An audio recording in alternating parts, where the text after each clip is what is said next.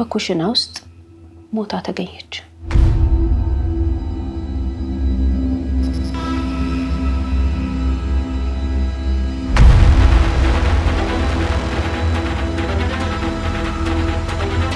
እዚህ እንደዚህ እየተደረኩኝ እንደዚህ እየሆንኩኝ አልኖርም ብላ መሄድ ትችል ነበር።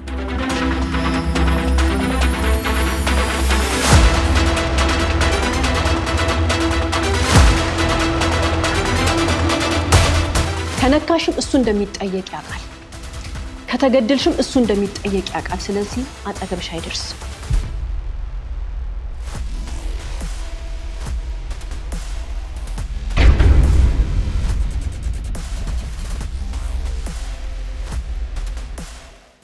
ሰላም የስሌት ፕሮግራም ተከታታዮቻችን፣ ስለ ህይወት ቲቪ በየሳምንቱ በዚህ ሰዓት ይዞላችሁ የሚቀርበው ፕሮግራማችን አሁን ይጀምራል። ስለ ህይወት ፍርድ የተሰጠባቸውን እውነተኛ የወንጀል ታሪኮችን ለእናንተ ለተመልካቾች በድራማ መልክ እያቀናበርን ይዘን የምንቀርበው ፕሮግራም ይሆናል። የዛሬውን ፕሮግራም ይዤላችሁ የቀረብኩት እኔ በስራት ገመቹ ነኝ። እስከ ፕሮግራማችን ፍጻሜ ድረስ አብራችሁን ቆዩ።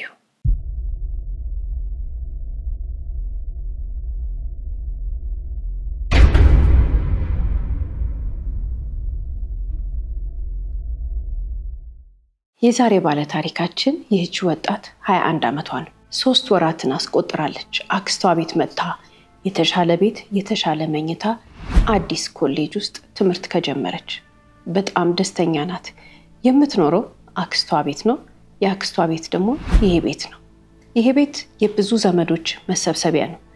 ብዙ ዘመዶች እዚህ ቤት ውስጥ አክስቷ ቤት ውስጥ አድገዋል፣ ተምረዋል፣ አግብተው ወጥተዋል። አክስቷን ልጆች ወልደው አምጥተው አስመው አያት አድርገዋል። የብዙ በርካታ ዘመዶች ህይወት ወደ ጥሩ የተቀየረበት ቤት ነው ሲባል ይሄ ቤት ብዙ ሰው እንደፈለገ ገብቶ የሚበላበት የሚጠጣበት፣ የመሸበት አድሮ ጠዋት ሲነጋ የሚሄድበት ቤት ነው። መማር የፈለገ እዚህ ቤት ውስጥ አክስትየው አትጠየቅ፣ ገብቶ መማር ይቻላል። እጅግ በጣም ደግ ሴት ነች። ይሄ ለአክስትየው ባህሪዋ ከሆነ ለእህቷ ልጅ ደግሞ ምን ሊመስላት እንደሚችል መገመት ሁላችንም ቀላል ነው። በሩ ወለል ተደርጎ ተከፍቶላት አክስቷ ቤት ከምትኖርበት ቤት ተነስታ እናቷን ወንድሞቿና እህቶቿን ጥላ ስትመጣ በደስታ ነው የመጣችው። ይሄ ቤት ለሷ አዲስ አይደለም። ይሄ ወጣት የአክስቷ ልጅ ፍጹም ይባላል። ከፍጹም ጋር አብረው ነው ያደጉት፣ ይዋደዳሉ። ሌሎች እህትና ወንድሞች አሉት ፍጹም። ከሱ ጋር ግን በጣም ይቀራረባሉ። በዚህ ቤት ውስጥ ፍጹም ልክ ይህች ወጣት ሉሊት የምትባለው ወጣት አክስቷ ቤት ልታድግ ስትመጣ በፍቅር ነው የተቀበላት። በጣም ነው የተደሰተው። ሌላ ጊዜ ክረምት ላይ ነበር የሚገናኙት። አሁን ግን እነሱ ቤት መታ ልትኖር ነው። ስለዚህ እንደ እህቱ ነው የሚያያት። ክረምት ያውቃታል። አብረው ነው ያደጉት። እንኳን ደህና መጣሽ ብሎ ከተማውን እየዞረ አሳያት። መኝታ ክፍሏ ተሰጣት። ደብተር መጽሐፍ ተገዛላት። ትምህርት ቤት አስመዘገቧትና መማር ጀምራ 3 ወር ሆናት። ታዲያ በአንዱ ቀን ልክ 3 ወር እንደሞላት 93ኛው ቀን ላይ የቤቱ ሰራተኛ ጠዋት ልትወጣ ስትል ወደ ትምህርት ቤት ምን አለቻት? ዛሬ እኮ የአክስትሽ ማህበር አለ። በዚህ ማህበር ላይ ጓደኞችሽን፣ አክስትሽን ማስተዋወቅ የምትፈልጊ አዳዲስ በኮሌጅ ውስጥ ያፈራሻቸውን ጓደኞችሽን ይዘሽ ነይና እዚህ ይብሉ፣ ይጠጡ፣ ድግሱን ይካፈሉ አለቻት። ደስ አላት። ይዤ እመጣለሁ አለች። ሄደች። ትምህርት ተምራ ስትጨርስ አክስቷ ጋር መጣች። ቤቱ ቸበርቻቻ ነው። ድግስ አለ፣ ሰው ይበላል፣ ይጠጣል። ረፈድ አድርጋ ስለመጣች አብዛኛው ማህበርተኛ ሄዶ የተሰበሰበው ሌላ የተጋበዘ ሰው ነው። የማታውቃቸውን ሰዎች ተዋወቀቻቸው። የምታውቃቸው ደግሞ አደግሽ አሏት። ትምህርት እንዴት ነው አሏት። ለመድሾ ያሏት። ተደሰተች። ከዛ ግን ድግሱ መሀል ላይ እንግዳ አይደለችም፣ ሴት ናት። ስለዚህ ብድግ አለችና ሳህን ለሚፈልግ ሳህን ስትሰጥ፣ ምግብ ያለቀውን ስታነሳ፣ ብርጭቆ ስትሰበስብ፣ የሚበላ የሚጠጣ ነገር ስታቀብል ካመሸች በኋላ ግን ከምሽቱ 4 ሰዓት ተኩል አካባቢ በኩሽና ውስጥ ሞታ ተገኘች። በድግስ ቤት መሃል ሁሉም ሰው እየተደሰተ እያለ እየበላ እየጠጣ እያለ ይህች ወጣት ምን ሆና ሞተች ሲባል ግን በጣም አስደንጋጩ ነገር ፖሊስ በቦታው ደርሶ ምርመራ ከጀመረ በኋላ ወጣቷ በነፍሷ እንዲጠፋ ያደረገው ማን ነው ሲባል የመጀመሪያው ተጠርጣሪ ይኸው ፍጹም ያክስቷ ልጅ ነው።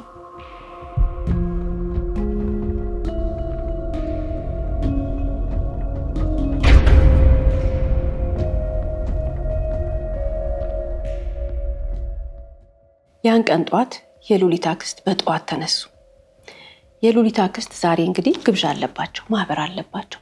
ድግሳቸው እንዲያምርላቸው እሳቸው ሌሊቱ ሙሉ በደንብ ሳይተኙ ስራ ሲሰሩ ነው ያደሩት። ታዲያ በጠዋት ተነሱ። የተረሳ ዕቃ ስላላቸው ወደ ገበያ እየወጡ ነው። የቤት ሰራተኛዋን ጠሯትና ነግሬሻለሁ አሏት።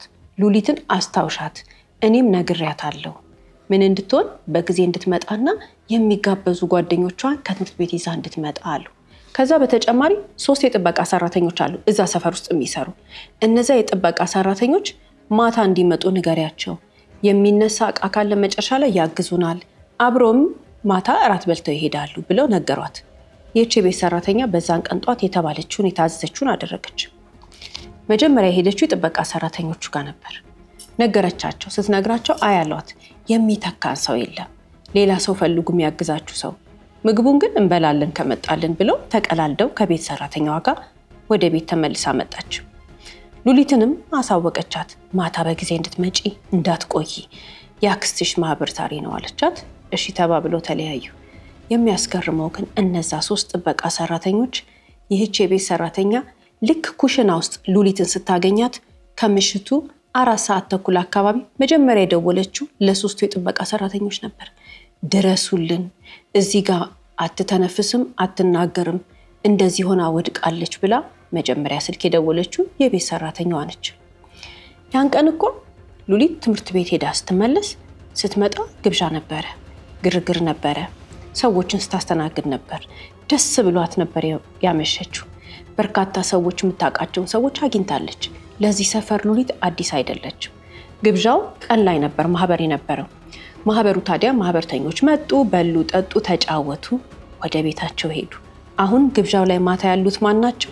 የሰፈር ሰዎች ናቸው እየተጋበዙ ያሉት። ትንሽ ደግሞ ከማህበሩ ቆይተው ያመሹ ሰዎች አሉ። አንዳንዶቹ ያድራሉ። የሉሊት አክስት ቤት የበርካታ ሰዎች መሰብሰቢያ ነው። ያ ቤት በሩ አይዘጋም የሚባል ነው። ያም ይመጣል፣ ይገባል፣ ይወጣል፣ እንደዛ አይነት ነው። ማህበር ሲሆን ደግሞ ድግስ ሲሆን ደግሞ ይሄንን ቤት መገመት አያቅትም። ከሌላ ሰፈር ሁሉ አልፎ ከነሱ ሰፈር ጀርባ ያለ ሰው ሁሉ ተሰብስቦ እየበላ እየጠጣ ያለበት ሰዓት ነበር።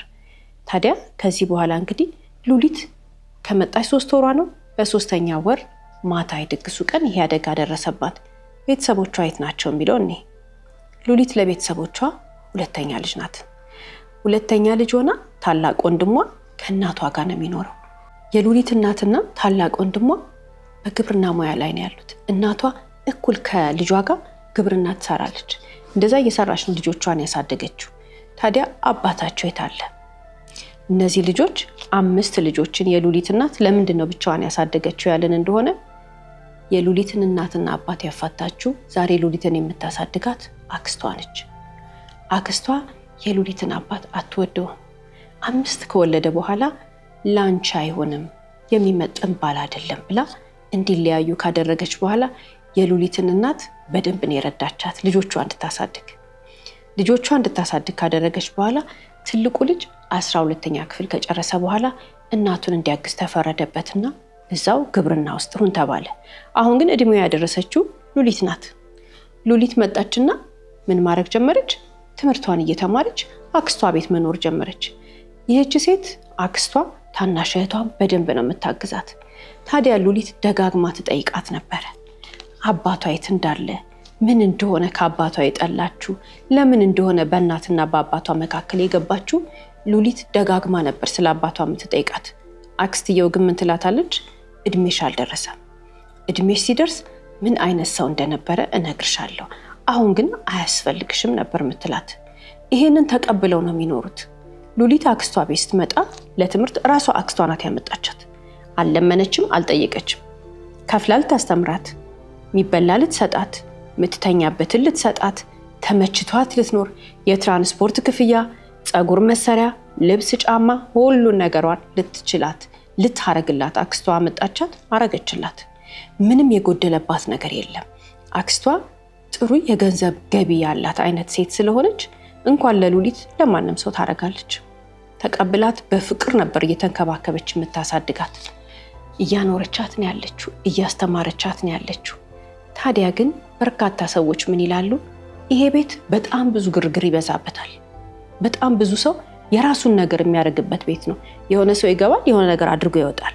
ታዲያ በርካታ ሰው ግርግር የሚበዛበት ብዙ ሰው እንደ ልቡ የሚሆንበት ቤት ስለሆነ ምን ይላሉ? የፈለገ ሰው የሚፈልገውን ጥፋት አጥፍቶ ሳይታይ ለመውጣት የሚመች ቤት ነው ይሉታል።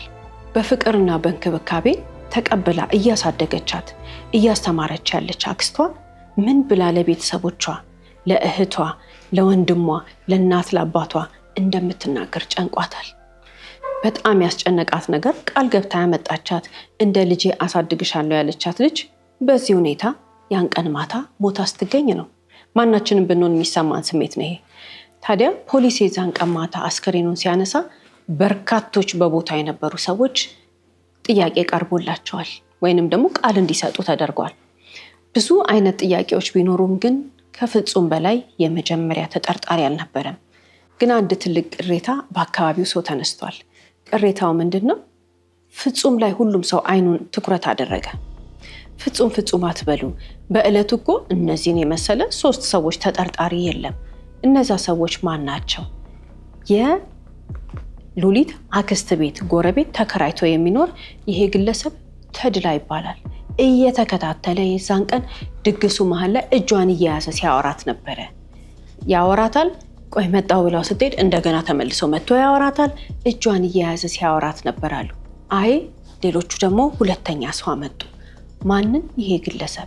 ይሄ ግለሰብ በዕለቱ በጣም ጠጥቶ ሰክሮ ነበር ይላሉ። ለረጅም ሰዓት የሉሊትን እጇን ይዟት ሲያወራ የነበረ እንደውም ይሄ ነው ተጠርጣሪ መሆን ያለበት። ምክንያቱም ሁኔታ ሁሉ ደስ አይልም ነበረ። ረጅም ሰዓት በግድ አስቆሟት ሲያወራት ነበር አሉ። ሌሎች ደግሞ ምን አሉ? ይሄን ግለሰብ አመጡ። የጥበቃ ሰራተኛ ነው። የአካባቢው ራቅ ብሎ የሚገኝ ጥበቃ ሰራተኛ ነው። አመጡትና እንደ ቀን ሰራተኛ ስለሚሰራ የዛን ቀን ስራ እየሰራ ነበረ። ከሉሊት ጋር ተጋጭተው ነበር። እዚህ ጋር ይሄንን ስራ፣ ይሄንን አንሳ፣ ይሄን አስቀምጥ ስትለው እንግዳ አይደለሽ አንቺ ምን አገባሽ ምታዥኝ፣ ባለቤቶቹም እንዳንቺ አላዘዙኝም ብሎ ተጋጭቷት ነበር። በደንብ ኃይለ ቃል ተነጋግረዋል። ሰራተኛዋና ፍጹም አክስቷ ጭምር ገብተው መሀል ላይ የገላገሏቸው። እራሱ ነው ሄዶ የገደላት። ተቀይሟት ነው ሄዶ ኩሽና ስትገባ ጠብቆ የገደላት ብለው ሰዎች ተናገሩ። በዚህ ሁኔታ እያለ ግን አንድ ጠንካራ ስልክ ለፖሊስ ተደወለ። ከአንድ ወጣቱ ስልኩን ደውሎ ምን አለ? ሉሊትን በዛ ዕለት የገደላት ወንድሙ እንደሆነ ተናገረ። ፍጹም ነው አለ። ይሄ ልጅ የሚናገረው ነገር በጣም ጥልቀት አለው። ሲገላት አለ ለማንም ፖሊስ ያልተናገረው ነገር፣ ሰው ግን ዝም ብሎ በአሉባልታ ያወራው ነገር አለ። ምንድነው? ሉሊት ተደፍራ ተገላለች የሚባለው። ሰው ቀርቦ አላየውም አስከሬኑን። የዛን ቀን ተጮኸ። ወዲያውኑ የቤት ሰራተኛዋ ነጠላ አልብሰዋለች። ስለዚህ ልብሷ ወልቆ እንደነበረ እዛ ጋር የተደረገ ነገር በሙሉ ማንም አላየም። ያዩት በጣም ጥቂት ሰዎች ናቸው። ከነዚህ ሰዎች መካከል ደግሞ ስምዖን የሚባል የፍጹም ታናሽ ወንድም አለ። ወንድሜ አለ ደፍሯታል፣ ገሏታል አለ። መጀመሪያ እዛ ኩሽና ውስጥ ከማስገባቱ በፊት ያስገባት የዚች ሰራተኛ ክፍል ውስጥ ነው አለ። ያቺ ጠዋት ተልካ ነይና ማህበር ላይ እንደዚህ አድርጊ ያለቻት የቤት ሰራተኛ ማለት ነው። እሷ ክፍል አስገብቷት ነበረ። እሷ ክፍል ውስጥ ከደፈራት በኋላ ነው አምጥቶ እዚህ የጣላት አለ። ስምዖን የሚናገረው ነገር በስልክ ነው። ለፖሊስ ናና ቃልህን ስጥ፣ ማነህ አንተ ሲባል ስምዖንም ተናገረ። ለፖሊስም ቀርቦ ለመጀመሪያ ጊዜ ቃል ሰጠ። ለመጀመሪያ ጊዜ ስንል እውነትን እንጂ ከዚህ በፊት ፖሊስ ጠይቆት ማቀው ነገር የለም ብሎ ነበር። ይሄ ልጅ ቁጭ ብሎ የሚናገራቸው ነገሮች ወንጀሉ ላይ ጥልቀት ያለው ነገር ነው። ወንጀሉን የፈጸመ ሰው ወይ ደግሞ ወንጀሉን የፈጸመ ሰው ለሌላ ሰው አውርቶት ካልሆነ በስተቀር በግምት የሚነገር ነገር የለውም። ለምሳሌ እዛ ቦታ ላይ ሉሊት የተደፈረችበት ቦታ ላይ አልጋው ርሶ ነበር አለ። ከዛ በተጨማሪ ደግሞ የጣላት ቦታ ላይ ደግሞ አወዳደቋን እንዴት ሆና ወድቃ እንደነበረ፣ በጭንቅላቷ ነው ወይስ ተገልብጦ በአፍጢሟ በምንለው ነው? እግሯ ቤት በኩል ነበር፣ ጭንቅላቷ ቤት በኩል ነበር፣ እጇ አቀማመጡ እንዴት ነበር? እያንዳንዱን ነገር ይሄ ልጅ ይናገራል ለፖሊስ። ራሱ ይሆን ያደረገው እስከሚባል ድረስ። ታዲያ እዚህ ጋር ራሱ አድርጎት በወንድሙ ሊያሳብብ ነው? ምንም የምናውቀው ነገር የለም። ፖሊስ እውነትን ለማውጣት ጥረቱን ቀጠለ። ግን ትልቅ ነገር አለ። ፖሊስ በዛን ዕለት የአስከሬን ምርመራው እንዲደረግ ወደ ሕክምና ቦታን የላከው። ቤት ውስጥ ደግሞ በቂ ማስረጃ መረጃ ሲሰበስብ በጥንቃቄ ነበር። አሻራ፣ የተለያየ ነገር በቦታው ፖሊስ ጥሪ ከተደረገለት በኋላ አስከሬን ሲያነሳ በጥንቃቄ ነበር የተነሳው። ታዲያ ይህች የዛሬ ባል ታሪካችን ተገላለች የተባለችው ወጣት ትደፈር አትደፈር ፖሊስ በምርመራ ነው የሚያረጋግጠው። ግን አንድ ነገር ተገኝቷል። ሉሊት አርቲፊሻል ጥርስ አላት፣ 2 ጥርስ። እነዛ ጥርሶቿ የዛን ቀን እዛ ቦታ ጋር አይደለም ወድቀው የተገኙት። የት ነው ወድቀው የተገኙት? ሰራተኛዋ ክፍል ነው። ሰራተኛዋ ክፍል አልጋው፣ መሬቱ ሁሉ ርሶ ነበረ በውሃ። ከዛ በተጨማሪ ደግሞ እዚህ ጋር ፖሊስ በሰዓቱ የሰራተኛዋ ክፍል ውስጥ ያገኘው ነገር ነው። የወደቀችበት ቦታ ጋርም የተገኘ ነገር አለ። ትልቅ ነገር ግን የተገኘው የቱ ጋር ነው? ሰራተኛዋ ክፍል ውስጥ ነው። ሰራተኛዋ በእርግጥ ያነሳሳችው ዕቃ አለ ስለማታውቅ፣ ግን ፖሊስ ግን ጥርስ አግኝቷል። የሉሊትን 2 አርቲፊሻል ጥርስ አግኝቷል። ታዲያ ከዛ ቀጥሎ ምን አሉ? እዛ ጋር አስከሬን ምርመራ ውጤት ሲመጣ ሪፖርቱ ላይ ምን ብለዋል? ግለሰቧ አርቲፊሻል ጥርሷ የወለቀው በትግል ሰዓት ነው። ያ ማለት የደፈራትን ሰው ነክሰዋለች አሉ። ስለዚህ ያ የነከሰችው ሰው ደምቶ ደሙ አፏ ውስጥ አለ ተገኝቷል። አሁን ታዲያ ፖሊስ ምን ገባው? የሆነ የደፈራት ሰው እንግዲህ ወደ 3 እነዛ አክስቷ ቤት የመጡት ሰዎችና 2 ወንድማማቾች ተጠርጣሪ ናቸው አይደል? ከነዚህ 5 ሰዎች መካከል አንዱ ሰውነቱ ላይ ቁስል አለ። ራሷ ሉሊት በደንብ አርጋ የነከሰችው እስኪደማ ድረስ። ስለዚህ ለፖሊስ ከዚህ በኋላ እርምጃውን አስተካክሎ ሲሄድ ማድረግ ያለበት የእነዚህን ሰዎች ሰውነት መፈተሽ ነው። የማንን?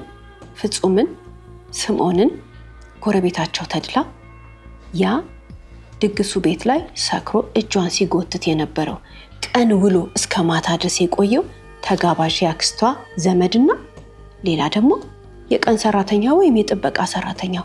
እነዚህ ሰዎች 5ቱም ፖሊስ ዘንድ ተደረደሩና ሰውነታቸው እንዲፈተሽ ሲደረግ ግን ከ5ቱ መካከል አንዱ ላይ እውነትም እንደተባለው ጥሩ አርጋ ሉሊት የነከሰችው ጠባሳ ተገኘ።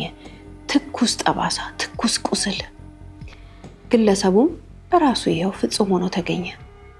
ደፍሮ ገሎ በዛ አይነት ሁኔታ ከሰራተኛዋ ክፍል ተሸክሞ አምጥቶ እዛ ጋር የጣላት ራሱ ነው። ወንድሙ ይሄንን ሁሉ ነገር እንዴት አወቀ ያለን እንደሆነ ወንድሜ ነው ብሎ መጥቶ ያደረገውን ነገር የዛኑ ቀን ማታ ስለነገረው ነው። ከመጀመሪያው ጀምሮ እስከ መጨረሻው ድረስ ያደረገውን ነገር ነገረው። የሚያሳዝነው ነገር ግን ለምን ደፍረህ ለምን ገደልካት?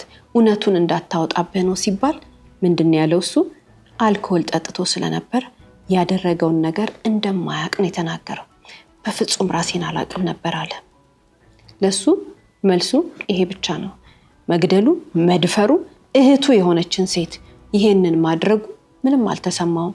እሱ የቆጨው ነገር ከዚህ በኋላ መጪ ዘመኑ በማረሚያ ቤት እንደሚሆን መረዳቱ ብቻ ነው። ፖሊስ በራሱ የምርመራ ቴክኒክ ተጠቅሞ ከአስከሬን ምርመራና ከተለያዩ ቴክኖሎጂዎችን ተጠቅሞ ተነስቶ ያገኘውን ውጤት ለቤተሰብ፣ ለዘመድ፣ ለአካባቢው ሰው ሁሉ ካሳወቀ በኋላ ፍጹም የሚገባው ቦታ ሄደ፣ ማረሚያ ቤት። ይህ ግለሰብ በህግ አግባብ ቀርቦ እንግዲህ ተገቢውን ቅጣት ተቀበለ ስንባል ከዚህ በኋላ ቀሪ ዘመኑን በማረሚያ ቤት ነው የሚያሳልፈው። የሚያሳዝነው ነገር ግን እሷ ከሞተች ተደፍራ እንደዛ በአሰቃቂ ሁኔታ ከተገደለች በኋላ ግን በርካታ ሰዎች ብቅ ብቅ ማለት ጀመሩ። እራሱ ወንድሙን ጨምሮ የቤት ሰራተኛዋ ሁሉ ምን ማለት ጀመሩ? ወይንም ምንድነው እነሱ የተናገሩት የሚለውን ነገር ስንመለከት በጣም ይቆጣጠራት እንደነበረ፣ ስልኳን በየቀኑ ስልኳን ይፈትሽ ነበር።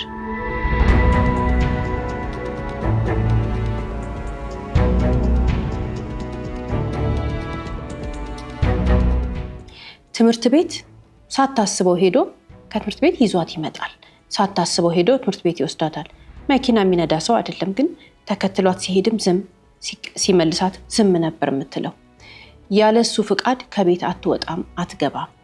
እያጠናች ድንገት ዘው ብሎ ክፍሏ ይገባል። ልብሷን እየቀየረች ድንገት ክፍሏ ዘው ብሎ ይገባል። ይህንን ቅሬታ ለአክስቷ ሄዳ ተናግራ ነበር። ቢያንስ ልብሷን ስትቀይር ዘው ብሎ ክፍሏ እንዳይገባ። አክስትየው ግን ተቆጡ። ወንድምሽ ነው ሊቆጣጠርሽ ብሎ ነው፣ ምን ከፋሽ ብለው ተቆጧት። እሳቸው እንደ እድሜያቸው እንዳደጉበት ጊዜ እውነታቸውን ነው፣ በቃ ወንድም እህት ብለው ነው ያሰቡት። እንደዛ የሚባል ነገር ግን የለም።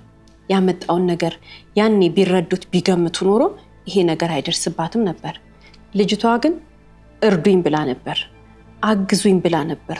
ብዙ ጊዜ በተደጋጋሚ ቅሬታ አሰምታ ነበር። በተለይ ያሰማችው ግን ለሰራተኛዋ ነበር።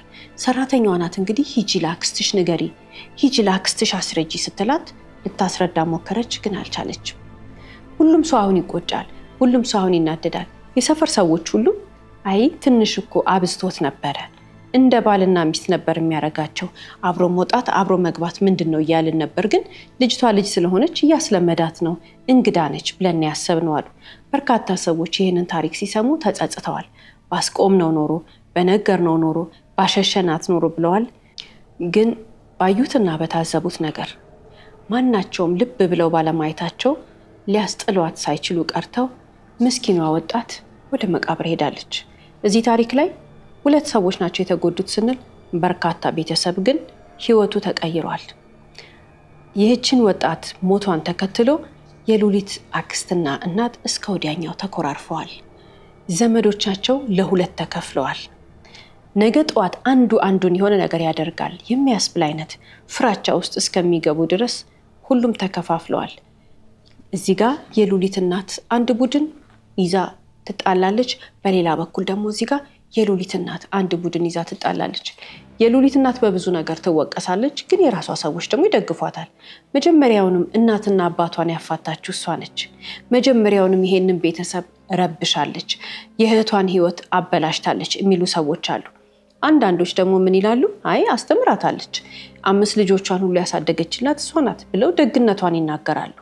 ግን በርካታ ሰዎች ደግሞ ቀላል የማይባል ቁጥር አክስትን ወይንም ደግሞ የሉሊትን የእናቷን እህት እስከ ወዲያኛው ላለማየት እሷን ጥፋተኛ ለማድረግ የወሰኑበት ምክንያት ለምን ልጇን ሄዳ ማረሚያ ቤት ትጠይቀዋለች? ለምን ጠበቃ ቆመችለት? ለምን ፍርድ ቤት ውስጥ ከሉሊት እናት ጋር ከከሳሽ ጋር መሆን ሲገባ ለምን በተከሳሽ በኩል ተቀመጠች? ፍርድ ቤት እንግዲህ ሁላችንም የዚህኛው ወገንና የዚህኛው ወገን ተብሎ የተለያየ ቦታ ይቀመጣል። የተከሳሽና የከሳሽ ወገን በዚህ በኩል የሉሊት እናት ተቀምጣለች፣ በዚህ በኩል ደግሞ የሉሊት አክስት ተቀምጣለች። ይሄ ነገር በጣም ትልቅ ቁጣ አስነሳ። ቤተሰቡን ለ2 ከፈለውና ሊበርድ የማይችል ጸብ ተነሳ። ያን ቀን እንግዲህ ፍጹም ያንን ድርጊት ሲፈጽም እሱ የታየው የሚፈልገውን ነገር ማድረጉ ብቻ ነው። ግን ዛሬ እስከ ወዲያኛው ድረስ ሊስተካከል በማይችል ሁኔታ ቤተሰብ ለ2 ተከፍሎ እንደ ጠላት የሚተያይበት ሁኔታ ነው የተፈጠረው። የሚያሳዝነው ነገር ይሄ ግለሰብ ምንም ቢፈረድበት ሉሊትን አይመልሳትም። ግን እድሜ ልክ ጽኑ እስራት ሲባል እናቷ በተለይ በጣም ነው የተደሰተችው። በአንድ በኩል ደግሞ ሀዘንም ይሰማታል። ምክንያቱም ይሄ ቤተሰቧ ውስጥ ስጋዋ ውስጥ ባይፈጠር ኖሮ ትመኝ ነበር።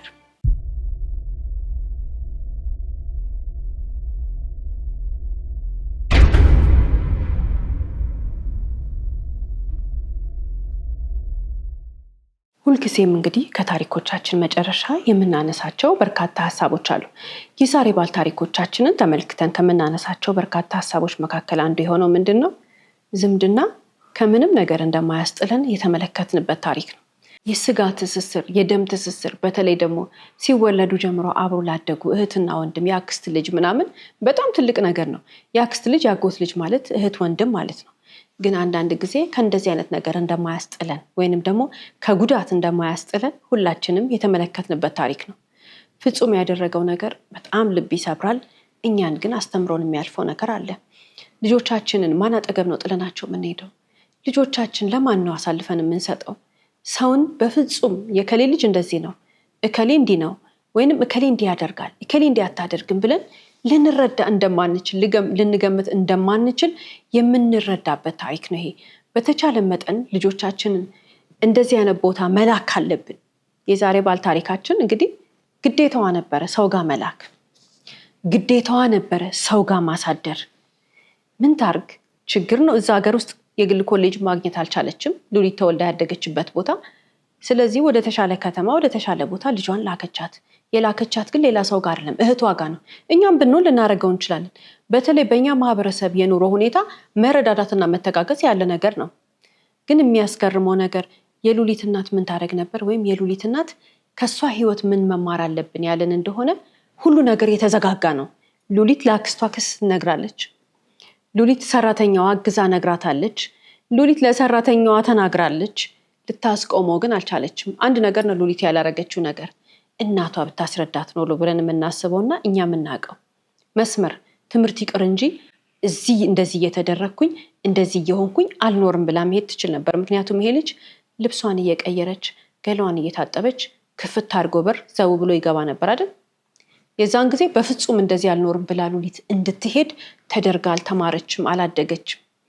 ልጆቻችን የፈለገ ነገር ቢሆን መስመር እንዳይታለፍ አድርገው እንዲያስቡ አድርገን ማሳደግ መቻል አለብን። በተለይ ሴት ልጆችን ሰውነቷ ከተነካ፣ ሰውነቷ ያለ ፈቃዷ ከታየ፣ ሰውነቷን የሚያያት የሚነካት ወይንም እንደዚህ አይነት ነገር የሚፈጥርባት ሰው ካለ አውጥታ የመናገር አይሆንም የማለት ድፍረቱን ልጆቻችን ላይ የምናሳድረው እኛ ነን እንደወላጅ። ልጆቻችንን ይሄንን ካላስተማርናቸው ጭምት ፈሪ ይሆኑና ሲያዩት ራሱ ነገሩ ስለሚያስደነግጣቸው አይናገሩም። የዛሬ ልጆች የትላንት ልጆች የሚባል ነገር የለም። ልጅ ነው። በየትኛው እድሜ ክልል ውስጥ እስከዛሬ ድረስ ሳንነግረው ከደረሰ፣ እስከዛሬ ድረስ ሳንነግረው ያ ልጅ ካደገች አሁን ቀኑ ዛሬ ነው። ዛሬ ተረድተናል። ስለዚህ ከሰውነታቸው ማየት የሌለበት እንደማያይ፣ ሰውነታቸው መነካት እንደሌለበት፣ ሰውነታቸውን በየትኛውም የህይወት አጋጣሚ ማንም ሰው ደፍሮ በአይኑ ለማየትና ለመንካት ከሞከረ ግን ካሉበት ቦታ ጋር ምንም ይሁን የትም ይሁን እንዲወጡ ማስረዳት የወላጅ ኃላፊነት ነው። ሉሊት መውጣት ነበረባት። ከዛ ቤት መሄድ ነበረባት።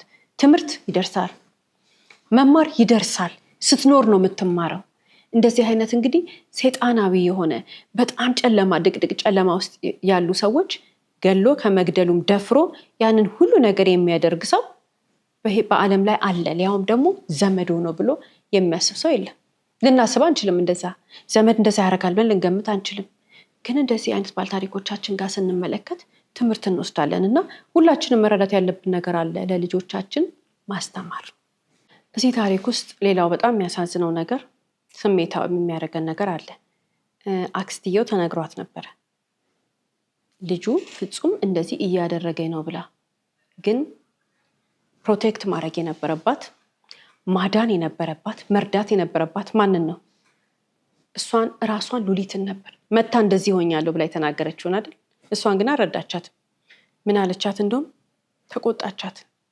ወንድምሽ አይደል እንዴ? ከመቼ ወዲህ ነው አንቺ አደግኩ ብለሽ ነው አለቻት። አሸማቀቀቻት። እኛ ማለት እንዲህ ነን።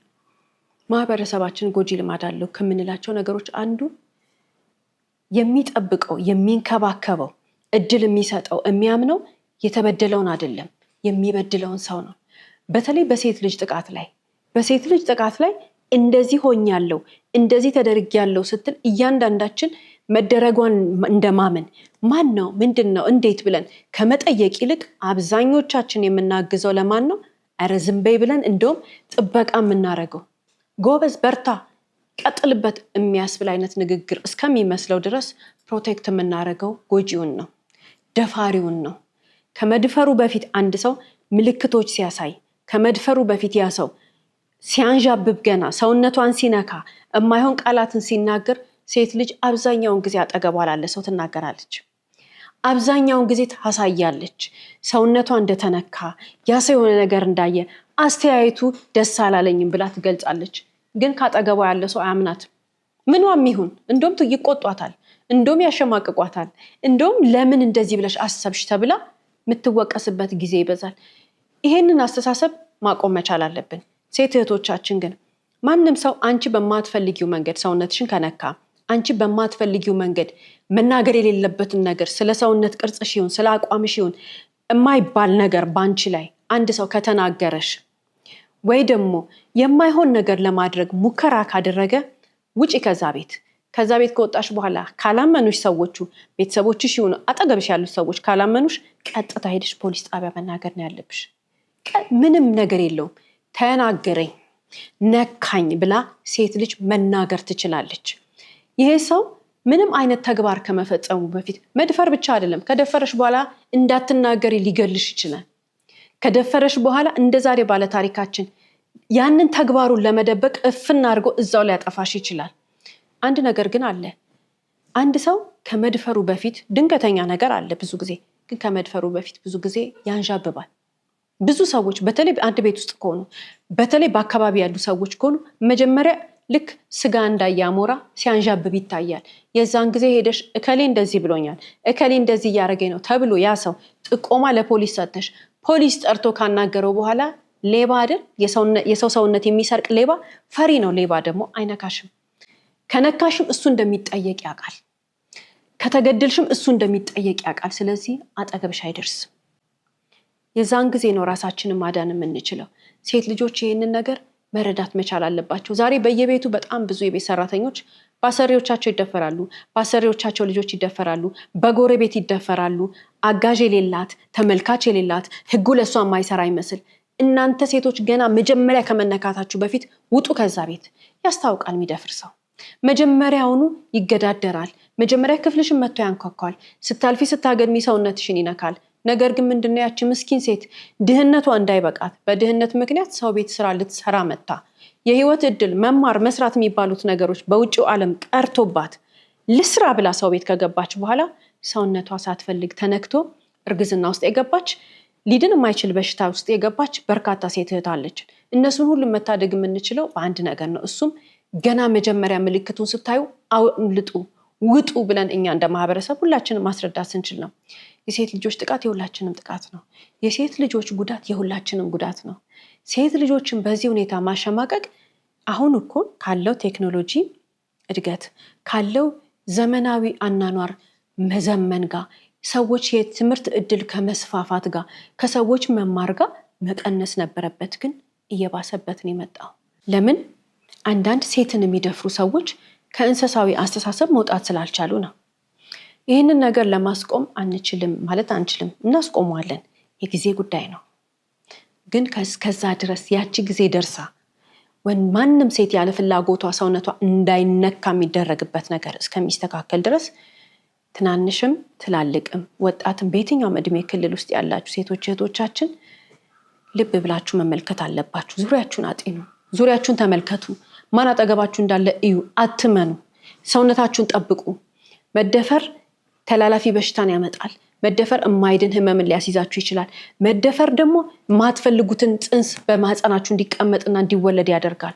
ስለዚህ ራሳችሁን መጠበቅ መቻል አለባችሁ። እንደዛሬ ባልታሪካችን ደግሞ ህይወታችሁን እስከ ማጥፋት ሊደርስ ይችላል ያ ሰው። ስለዚህ ልብ ማለት መቻል አለባችሁ።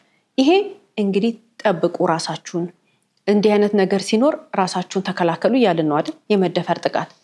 ሌላስ ጉዳት የደረሰባቸው እህቶቻችን የተደፈሩ ግን ከሞት ያመለጡ የደፈራቸው ሰው ያልገደላቸው እህቶቻችን ልክ እንዲህ አይነት ጉዳት ሲደርስባችሁ በፍጥነት ወደ ሕክምና ተቋም መሄድ አለባችሁ። አጠገባችሁ ወዳለ ጤና ጣቢያ በፍጥነት ሂዱ። አጠገባችሁ ወዳለ ጤና ጣቢያ ሄዳችሁ የደረሰባችሁ ጉዳት ሳታፍሩ ተናገሩ። ከደፈራችሁ ሰው ወይንም ደግሞ የመድፈር ጥቃቱን ካደረሰ ሰው የሚተላለፍ የትኛውንም አይነት ህመም ሊያስቆምላችሁ የሚችል ምንም አይነት ህመም ከዛ ሰው እንዳይጋባባችሁ የሚያደርግ ህክምና አለ በሀገራችን። በየጤና ጣቢያው በነፃ ይሰጣል። አትፍሩ። አንዲት ሴት ተደፈረች ማለት እሷ አይደለችም ያደረገችው፣ የደፈራት ሰው ነው ጥፋተኛ። አንቺ ምንም ጥፋት የለብሽም። እሱ ነው ራሱን መቆጣጠር የማይችል እንስሳ። አንቺማ ስለምታምሪ በተለያየ ነገር ስለሆነ ነው አንቺ ጋር የሚመጣው። እሱ ነው ነውረኛ፣ እሱ ነው ባለጌ፣ አንቺ አይደለሽም። አንቺ መሄድ ያለብሽ ነገር በኮንፊደንስ ሰውነትሽን ራስሽን ሰብሰብ አድርገሽ ማንም አይኖር አጠገብሽ፣ ማንም ይኖር አጠገብሽ።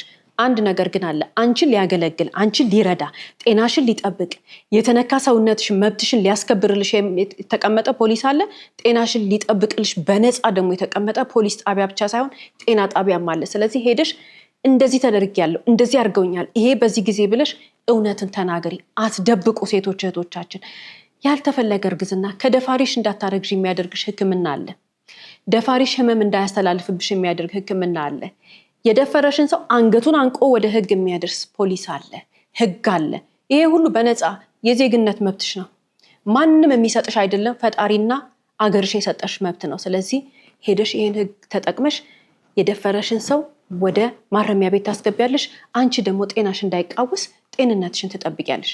ይሄንን ማድረግ እየቻልሽ አንቺ ግን የተደፈርሽ ቀን ማታ ማንም ሰው እንዳያይሽ አልጋሽ ውስጥ ገብተሽ ክንብንብ ብለሽ ታለቅሻለሽ። በስንተኛው ጊዜ ከዛ በኋላ ነፍሰ ጡር ናት ይባላል። ነፍሰ ጡር መሆኗን ሳይታወቅ ከዛስ ይሄ ደፋሪ አንድ ቀን የደፈረሻን ሰው እንደገና እድሜ ልክሽን የሱን ልጅ ስታሳድጊ ትኖሪያለሽ። ይሄ በጣም ከባድ ነገር ነው። ትላንት ያለፈው ይብቃ። ከዚህ በኋላ ይሄን የምታረግ እህት መኖር የለባትም። አሰሪዎች በየትኛውም አጋጣሚ መቼም በርካታ ሴት እህቶቻችን ለቤት ሰራተኝነት ወደ አጠገባችን ይመጣሉ። ቡና ያፈሉልናል። አብረናቸው ጓዳ ቁጭ ብለን ስራ የምንሰራ እናቶች እህቶች አለን። በየትኛውም አጋጣሚ የህይወት አጋጣሚ ቢያንስ እኛ ቤት ወጥተው እስከሚገቡ ድረስ 2 3 4 5 ጊዜ ብቻቸውን እናገኛቸዋለን። ማንም የሁሉም ሰው ልጅ የኛ ልጅ ነው። የትኛውም ሴት የትኛውም የትምህርት ደረጃ ጋር ትሁን የትኛውም እድሜ ላይ ትሁን አጠገባችን ስትደርስ ግን ይህን እውቀት ልናስጨብጣት ይገባል። አሰሪ ከሆንን ይህንን ፕሮግራም እንመለከታለን፣ ሌሎች ፕሮግራሞችም እናያለን አይደል? ያችን ሴት አይምሮዋ ላይ የመስራት ግዴታ አለብን። ሰው ቤት ተቀጥራ ስትሰራ፣ ሰው ቤት ዝምድና ስትሄድ፣ በየትኛውም መንገድ ሴት ልጆችን ስናገኝ ሁላችንም ሴቶችም ወንዶችም ይሄን ነገር እናስረዳ። የመደፈር ጥቃት ዛሬ በስጋ ዘመድ አለ፣ እንደ ዛሬ ባልታሪካችን በባዳ አለ፣ በተለያየ መንገድ አለ። የተለያዩ ሴቶች የተለያየ ጉዳት እየደረሰባቸው ነው። ይሄ የሆነበት ምክንያት ምንድነው? የሚመለከተው አካል የሚያየው ነው። የኛ ስራ ግን አንድ ነገር ነው። ሴት እህቶቻችን ከመደፈራቸው በፊት እናስተምራቸዋለን፣ ራሳችሁን ጠብቁ ብለን ልጆቻችን ስለሆኑ። ከተደፈሩ በኋላ ደግሞ ምን አድርገው ራሳቸውን መከላከል እንደሚችሉ ደግሞ ዛሬ ባየናቸው መንገዶች እኛም በምናውቃቸው በተለያየ መንገድ ከምናውቀው እውቀት ተነስተን እህቶቻችንን ማገዝ የዜግነት ግዴታችን ነው። እንዲህ ስንረዳዳና ስንተጋገዝ ነገ ጠዋት የማታለቅስ ራሷን የቻለች የተማረች ያለ ፍላጎቷ ማንም የማይነካት ሴት ማፍራት እንችላለን። ሁሉም ሴት ያ እድል ስለሚገባት። ሌላው እንግዲህ እዚህ ታሪክ ውስጥ የተመለከትነው ይቺ ልጅ እናቷም አባቷም ከጎኗ የሉ። እናትና አባት ከጎናቸው የሌሉ ልጆች፣ እናትና አባት በተለይ እንደ ሴት ልጅ አጠገባቸው የሌሉ ሰዎች፣ የሚቀርባቸው ሰው የሌለ፣ ውሏቸውን ማታ ቤት ሲገቡ ለማንም የሚነግሩት የሌላቸው ልጆች በጣም ብዙ ናቸው። ዘመድ ቤት የሚያድጉ ባዳም ሆኖ ያስጠጋቸው ወይ እናትና አባታቸው ቤት ውስጥ ሆኖ ግን እናትና አባታቸው በተለያየ ምክንያት አጠገባቸው የሌሉ፣ በህይወት ቢኖሩም በስራ ምክንያት ርቀዋቸው ያሉ፣ ውጭ ሀገር የሄዱ፣ በተለያየ ምክንያት እናትና አባት መቼም ከልጆቹ ወዶ አይለይም። ግን አጠገባቸው የሌሉ የሚመለከታቸው ቤት ሲገቡ የሚጠይቃቸው ልጅ እንዴት ዋልሽ፣ ቀንሽ እንዴት ነበር የማይባሉ በርካታ ልጆች አሉ። እንደነዚህ አይነት ልጆች ትምህርት ቤት ይሄዳሉ አይደል? አስተማሪ ያውቃል። እንደነዚህ አይነት ልጆች በሚኖሩበት ሰፈር ውስጥ የሰፈር ሰው ያውቃል። እንደነዚህ አይነት ልጆች የልጆች ጓደኞች ናቸው፣ የጓደኞቻቸው ቤተሰቦች ያውቃሉ። ሁላችንም በማህበረሰባችን ውስጥ በጎረቤት ይሁን በተለያየ መንገድ እንደነዚህ አይነት ልጆችን ስናይ አንድ የምንረዳው ነገር አለ። የጎደለ ነገር አላቸው። ተመልካች የላቸውም፣ አስተማሪ የላቸውም፣ መሪ የላቸውም ብለን ልናስብ እንችላለን። የቤተሰብ አይነት ማለት ነው፣ የእናት የአባት አይነት። አስተማሪዎች ከሆንን ሁላችንም ግዴታችንን በያለንበት ቦታ እንደነዚህ አይነት ልጆችን ስናይ ትኩረት ብናረግባቸው፣ ጎረቤቶች ከሆንም እንደዛው። በተለይ ሴት ልጆች ከሆኑ ልንመራቸው ብንሞክር፣ ልናግዛቸው ብንሞክር የዜግነት ግዴታችን ነው። የወላጆች ደግሞ አሉ። ለምሳሌ አንድ ልጅ እናትና አባቷ አጠገቡ ባይኖሩ ጓደኛ ግን አለው። የጓደኛዋ ወይንም ደግሞ የጓደኛው ወላጆች አለን። ሁላችንም እንደ ማህበረሰብ እንደነዚህ አይነት ልጆች ላይ ትኩረት አድርገን መምራት አለብን፣ መንገድ ማሳየት አለብን፣ መምከር አለብን ብለን ካሰብን ልጆችን ለመንገርና ቁም ነገር ለማስጨበጥ ብዙ መትጋት አያስፈልገንም። በጣም በትንሽ ሰዓት ፍቅር ብንሰጣቸው፣ ብንነግራቸው፣ ብንመክራቸው ይሰሙናል። ልጆች ፍቅር የሰጣቸውን ሰው ያከብራሉ። ልጆች በፍቅር የቀረባቸውን ሰው ይወዳሉ። እንደዚህ አይነት ቅርበት ቀርበን ልጆችን ብናግዛቸው መልካም ነው። የእህትና የወንድም ልጆች ሊሆኑ ይችላሉ፣ ጎረቤቶቻችን፣ የተለያየ ሰዎች ሊሆኑ ይችላሉ። ግን ወላጆቻቸው አጠገብ የሌሉ ልጆች፣ ወላጆቻቸው ከነሱ ጋር የሌሉ ልጆች አይምሯቸው ይምታታባቸዋል። ኮንፊውዥን ውስጥ ነው የሚኖሩት። ይሄ ልክ ነው፣ ይሄ ልክ አይደለም፣ ይሄን ባረግ ጥሩ ነው፣ ይሄ እንዲህ አይደለም፣ እከሌለ ምንድነው እንዲያለኝ። እዚህ ውስጥ የተምታታ በጣም ብዙ ነገር አላቸው። ቢያንስ አንድ አጠገባቸው የሚያምኑት ሰው ቢኖር መልካም ነው። ከእንደነዚህ ደግሞ ትልቁ ቅርበት ሊኖር የሚችለው ለአስተማሪ ስለሆነ እንደነዚህ አይነት ታሪክ ያላቸው እንደዚህ አይነት ልጆችን አስተማሪ ለመለየት አይቸገርም። ማን ልጅ ከማን ጋር እንደሚኖር ከማንም በላይ አስተማሪ ያውቃል። ሄዶ መጠየቅ አይጠበቅበትም። ምክንያቱም ልጆች ሁሉም ያወራሉ። መምህራን ይሄን በደንብ ይረዱታል። መምህራን ይሄንን በደንብ ያውቁታል። መምህራን ሁሉ ጊዜ እንደነዚህ አይነት ልጆችን ስናገኝ በተለይ በልጅነታቸው መመራት ባለባቸው፣ መማር ባለባቸው፣ ማወቅ ባለባቸው ሰዓት ላይ አስተማሪዎች እነዚህ ልጆች ቢደግፉ ቢያግዙ መልካም ነው። ልዩ ትኩረት ቢደረግባቸው መልካም ነው። ምክንያቱም ቤት ሲገቡ የሚረዳቸው እናትና አባት ከሌለ እኛ ትምህርት ቤት ካገኘናቸው ብንረዳቸው፣ ጎረቤቶችም እንደዛው ትኩረት ብናደርግባቸው የበርካታ ልጆችን ሕይወት መታደግ እንችላለን።